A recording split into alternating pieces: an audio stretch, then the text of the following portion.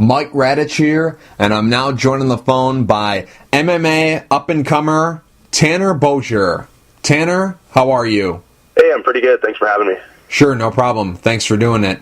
Tanner, the name of the game is really random. That's where I ask you a random question and you give me the real answer. Some of these questions are custom made just for you, and some of these questions are generic ones that I ask all the people I interview. So, here's the first question. Superpower you'd love to have? Healing factor like Wolverine. Favorite movie? Signs by M. Night Shyamalan. Movie you've seen the most times? Signs by M. Night Shyamalan. Favorite color? Red. Favorite guilty pleasure? Haagen-Dazs chocolate peanut butter ice cream. Back on March 4th, you avenged your only loss in your mixed martial arts career. You defeated Tim Hague by second-round knockout at Unified MMA 26. Overall, how pleased were you with your performance in the fight? I was thrilled. I got hit in the face once the entire time. It was pretty much perfect. I slipped a couple times throwing head kicks, but I got back up. It was pretty flawless. Thrilled about it. The first time you fought against Tim Hague, the fight ended very quickly. It only lasted 6 seconds. So I'm just curious, in this rematch that you just had with him, did the game plan change at all? Because I know, obviously, in the first fight you got caught, and it only lasted 6 seconds. Yeah. And there wasn't really much you could go off of in the first fight. And on his side, the same thing. There really wasn't much that he could go off of. He didn't really get to see what you had to offer, and you didn't get to see what he had to offer. It was a very close or a very quick fight the first time you guys fought. So did the game plan change at all? That game plan that you originally had the first time that you were going to fight Hague, did you carry that over into this rematch? No, I did change my game plan. And I mean, obviously, the first game plan wasn't to get knocked out in 6 seconds. Sure. But I had evolved a lot as a fighter over the last year, and the game plan that I've used in my last couple fights worked perfectly against him. Did anything in this fight surprise you? No, I don't think so. No. Kind of what I figured. I thought that Travis Brown elbows were one of the ways I could win this fight, because I knew eventually he was going to sort of corner me, and he was going to get desperate, and he was going to try and take me down once he figured out he couldn't hit me. And I knew he couldn't double leg me against the cage. I'm a really hard guy to take down that way, so I knew he'd get stuck in that position. And it happened, and I hammered on him with the elbows. So, no, I wasn't surprised at all. Tim's really dangerous because of how big and powerful he is. Like, the guy hits like an absolute truck. He's huge. Right. Like, he on fight day, he's usually 285. Like, he touched a 265. He's a big boy. But he's quite predictable in his game plans. But he's so good at the things that he does, he's able to beat a lot of guys like that. But he is predictable. This isn't meant as an insult to you at all, so I don't want you to take it the wrong way, but in the first fight between you and Hague, you know, it was your first loss. The fight ended in 6 seconds, and, you know, he kind of embarrassed you in that fight because not only did he knock you out in 6 seconds, you were completely out of it. You started fighting the referee. It was not your night that night. So I don't mean to insult you in that way, but in the first fight against Hague, Tim Hague embarrassed you. But this time around, obviously, you were able to show what you wanted to show in that first fight, and that was to have a good performance and stop him. In this fight, going into the rematch, did you go into the fight looking for blood, or was this just another fight against a guy who you happened to fight in the past? No, me and Tim don't like each other. I had to win. I mean, like, losing to him twice would have been freaking awful. Yeah, he embarrassed me the first time, and yeah, obviously I was out. But I wasn't bored stiff. I wasn't just laying there twitching. So, I mean, yeah, I fought the ref because I was fucking delirious and out of it. Right. I think it's a good thing as opposed to just laying there for a minute or something. I wasn't ever stiffed. I was toast. Right. But I don't remember getting punched, but I remember grappling the ref, but I couldn't see, and so I thought I was grappling Tim, and so I got mount on the ref. Right. I thought it was Tim. I had no idea what round it was. Of course, it was fucking 6 seconds in. Right. And in my head, I just got mount, and I was about to win the fight, and then my coaches pulled me off the ref. I guess I can fight still unconscious a little bit. So I don't know. I took that as a weird sort of positive. Yeah, this fight obviously turned out a lot different, and I had to pull out all the stops because I didn't want to lose to that guy again. What do you think happens to you? Where do you go next if you were to lose to Hague a second time? I'm sure going into the fight, you always thought that you were going to win this fight, and that never crossed your mind. But now that you've won this fight and you can kind of look back at it, what happens to you if you're not able to defeat him? Well, look at Misha Tate, man. She lost to Ronda Rousey twice, and now she's a champion. Right. Things work in triangles. If I lost to Tim Hague again, and then Tim Hague went and lost to Tony Lopez again, all I'd have to do is win one more and then go fight Tony Lopez and beat him, and suddenly I'm the one with the unified belt. Tim's got to fight me again. So, as awful as it would have been, it's not like I'd be done. There's always other things I can do. Tim's still a top guy. In your mind, have you erased that first loss with this performance you just had on March 4th? Yeah, absolutely.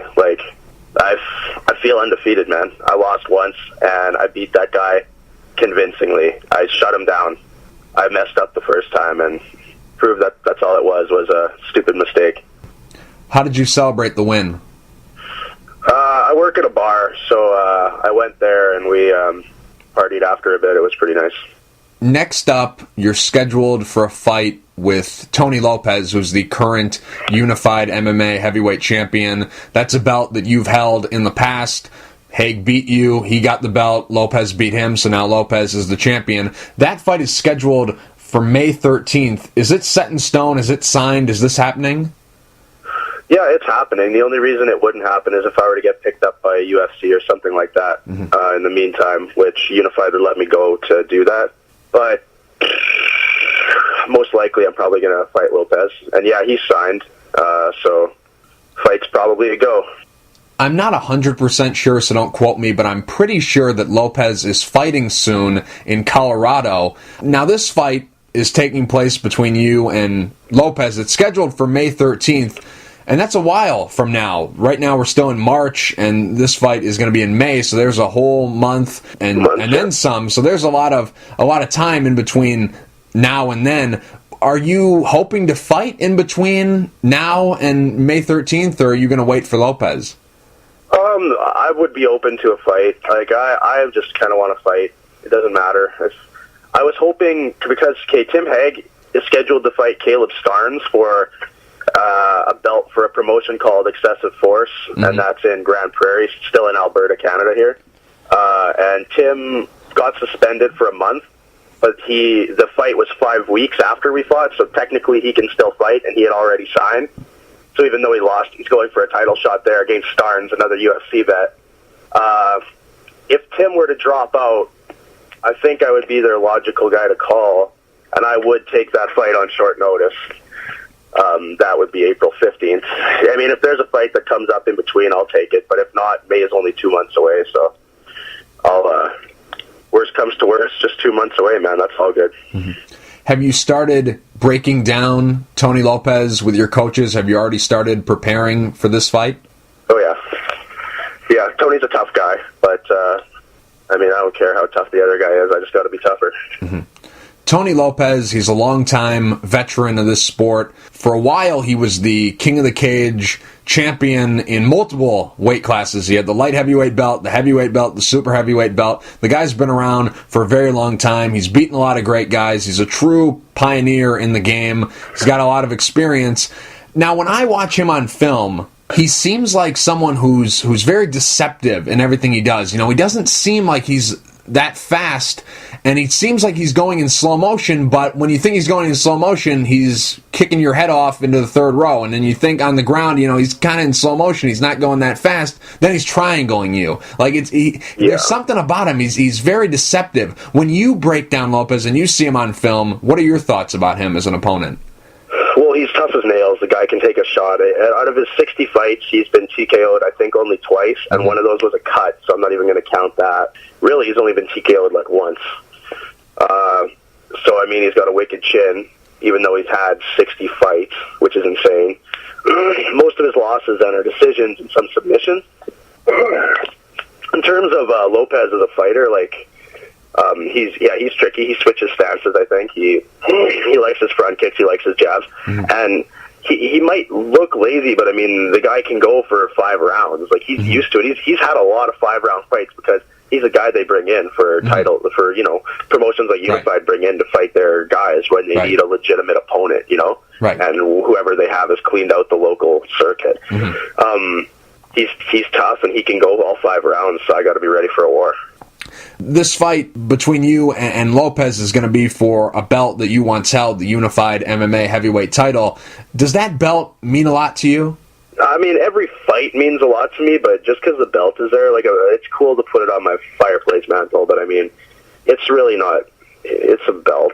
I don't know. The win over Lopez is more important than the belt, whether it's for a belt or not. The belt just means that it's a 5-round fight. I don't know. Yeah, the belts are cool. I mean, I'll wear it that night after I win it, and then I'll put it away. I don't know. Yeah, it's cool to say you're the champion of something, I suppose, but to me, it's not the end of the world. I'm just, I'm in there to fight a tough guy and to increase my, ranking in the world.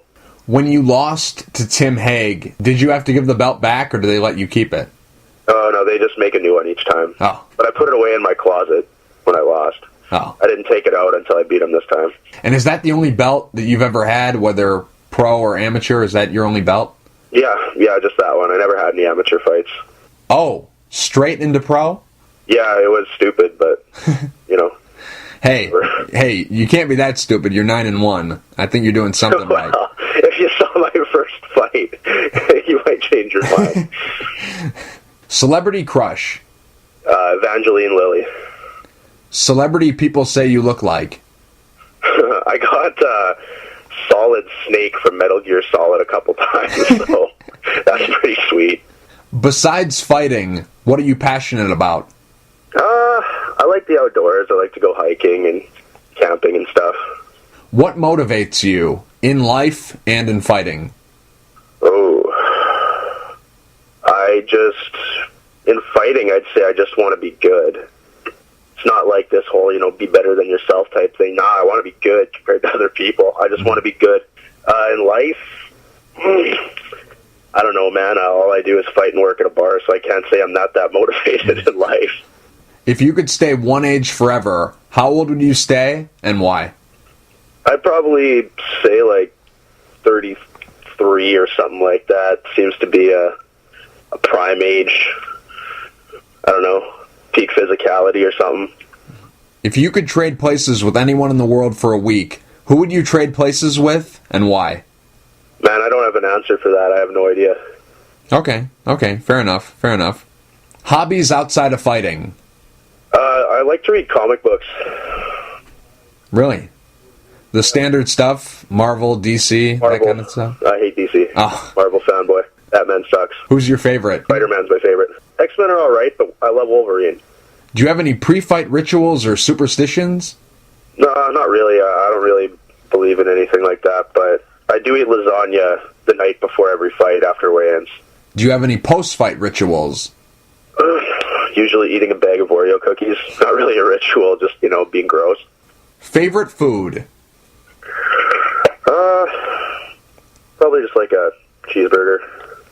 Least favorite food? I don't like pickles. I hate them on anything. Favorite restaurant?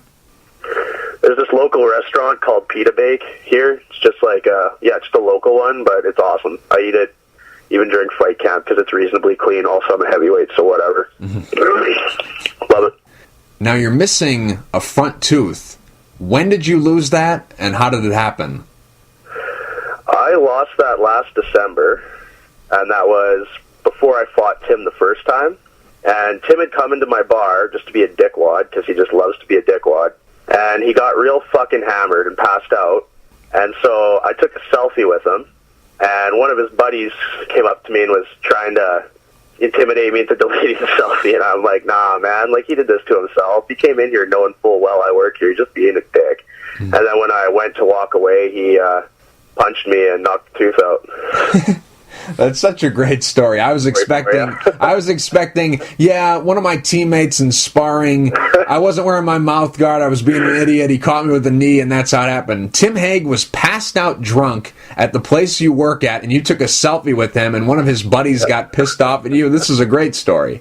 Oh, Oh man, yeah, and he was wearing a shirt that was like looked like it was made of $100 bills. Just a slobbering drunk mess. This is great. This is great. Favorite band and or solo artist? The Tallest Man on Earth or Passenger. Your nickname is the Bulldozer. Who gave you that nickname? Okay, that's another story.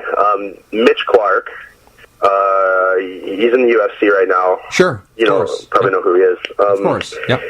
He, for some reason, he was trying to think of a nickname for me when I had just started out at Hayabusa. I was like 3-0 or something at the time. And he was just kept saying things that rhymed with my last name or first name. And then somehow he said, like, how about, like, Tanner the Dildo Boser? He's like, no, the Dildozer. So then he started calling me Dildozer because it rhymed for, like, months.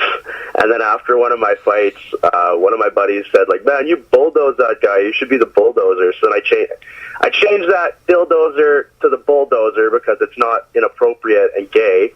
Mm-hmm. And, yeah, so I guess it was, like, half Mitch.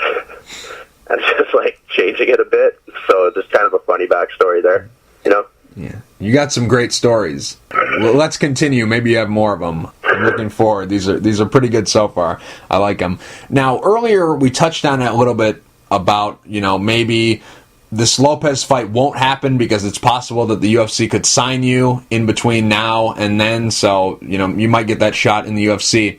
As of right now, do you think you've done enough to get that call from the UFC? Because right now, you're on a 3-fight win streak. You're looking better than ever. The last two guys that you finished, Victor Valimaki and Tim Hague, are both UFC veterans. Do you think you've done enough to get that shot? I think so. I think that after this win, it should be good. I mean, whatever. If they want me to win more, I just got to keep winning more. But I do think so. I mean, I've got to be the number one guy in Canada. If not, I'm pretty damn close at heavyweight. So, I mean, if it's not good enough yet, whatever, I'll just keep knocking them down. What would you rather be? Would you rather be the best fighter in the world, or would you rather be the highest paid fighter in the world? What means more to you, glory or wealth? Glory, for sure.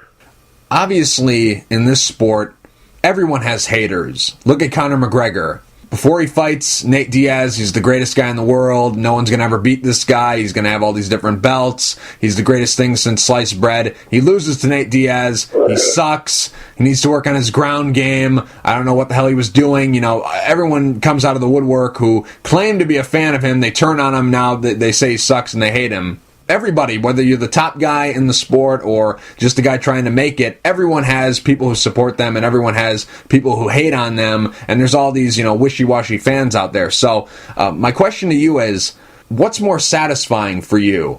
Is it more satisfying to prove the doubters wrong, or is it more satisfying to you to prove the people who believe in you right? It's more satisfying to prove the people who believe in you right, because you can never permanently shut up the doubters. You prove them wrong one fight, it doesn't matter, because as soon as your next fight's announced, then they're shitting on you again, saying that there's no way you can beat that guy, you can't beat that guy. Mm-hmm. Yeah, he beat this guy, it was a fluke, but he'll never beat that guy. So you can never actually shut up the pieces of shit, but you can make the people who believe in you proud, so that's better. Favorite TV show, and it can be a show currently on the air or a show no longer on the air, just overall favorite TV show? Game of Thrones, man. I know it's probably a popular pick for that question, but it's so good. If you could go on a $1 million shopping spree at any store, what store would you go on that $1 million shopping spree at? I don't really care about stuff at all, so I guess I would just go to a car dealership and buy a truck that doesn't break down all the fucking time. Are you having problems like that currently? Yeah, my truck's just a 2001 Blazer right now. So it's never very far away from shit in the bed. What's your pet peeve? I don't know, people singing lyrics to songs, but they don't know the actual lyrics, so their mouth just moves and it doesn't sync up. That drives me nuts. Person you look up to the most? I look up to my coach, Jeff Montemurro, a lot. Time period you'd like to go back and visit, and why? I'd probably want to go back to, I don't know, maybe the 1800s here, go be a lumberjack or something for a bit, give that a go, maybe mine some coal. Not that far back, just, just a little ways. Website you visit most often? On Facebook a lot, I guess. Piece of technology you can't live without? Oh, phones are pretty important nowadays. Stay in touch with everyone. What's the best thing that ever happened to you? Jeez. Well, I like where my life's at right now, so I wouldn't have done that, I don't think, if my parents wouldn't have allowed me to start taking karate when I was 11, so I'm going to go with that. What's the worst thing that ever happened to you? Probably getting knocked out in 6 seconds in front of 200 people I sold tickets to. What's your porn star name? If you combine your childhood pet with the street you grew up on, what would your porn star name be? That's so bad. Crook Dupree. I wish it didn't work so well. That is a great name. Best advice you were ever given through life, and best advice you were ever given through fighting, and who gave it to you? Those are hard ones. I'm trying to think of specific advice right now. Well, my old karate sensei always used to pick out the old Karate Kid lines, you do or do not, there is no try. Or maybe that was a Yoda, I don't know, but he'd say that all the time. That's a good one. You can't try your best, you can do your best, though. Trying isn't good enough. I guess that would be both, though. Both fighting and life. I don't know. It's a pretty deep question for someone like me. What's your hidden talent? Man, I'm not good at that much stuff. I don't know. I'm good at skipping rocks. I play piano. Go-to song when you're singing in the shower? Oh, I sing a lot of songs in the shower. A lot. But recently, been hitting up Mad World a bit. Been hitting up a lot of Tallest Man on Earth, actually, are good shower songs. So, I think Love Is All by Tallest Man on Earth. Kind of obscure, but yeah. What do you worry about? What's something that keeps you up at night? I'm really good at sleeping. Not too much keeps me up at night. I don't know, I get worried about if I'm, whatever, what's going to happen in your next fight, I guess. Not so much worry, but anxious. Mm-hmm. Not delusional, so obviously I always think I'm going to win. Arrogant that way, we all have to be. But if you don't consider the possibility you could lose, then you're just an idiot, because no one's invincible. So, some people are afraid of spiders, some people are afraid of heights, some people are afraid of the dark. What are you afraid of? I'm fearless, man. No traditional fears there. I guess, something awful, one of my brothers or my sister dying or something, but I'm not scared of, any sort of animal or the dark. Number one thing on your bucket list? Fighting UFC.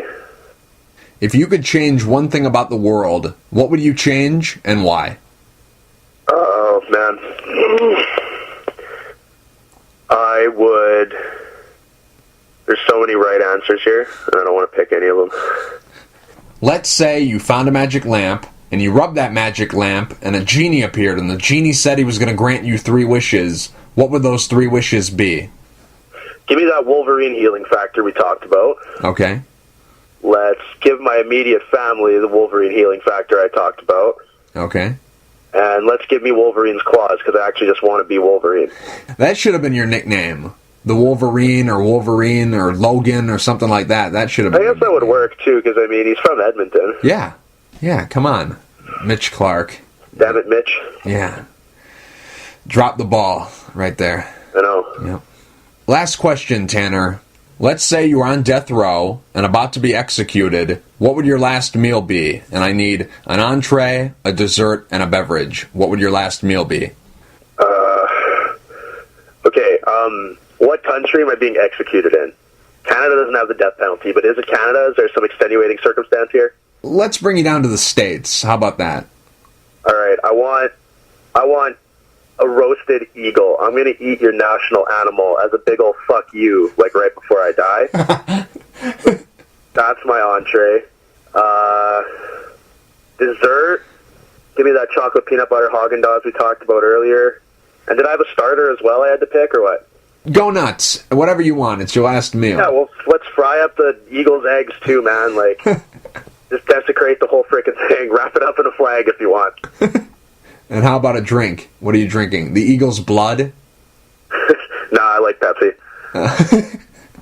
Also like Guinness. Yeah, give me a Guinness. Tanner, real quick before I let you go, do you have any sponsors you'd like to thank, and is there anything you'd like to say to the fans? Yeah. Sponsors, I got Bonneville Water Conditioning, ThinkWorks, GenMec ACL, Rockwell, Tanland Enterprises. That's all from my sponsors.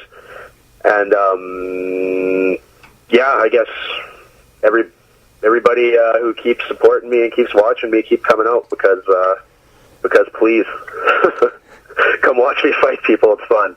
Tanner, thank you for taking the time to talk. I really appreciate it. Yeah, thanks a lot for having me, man. It was a good interview.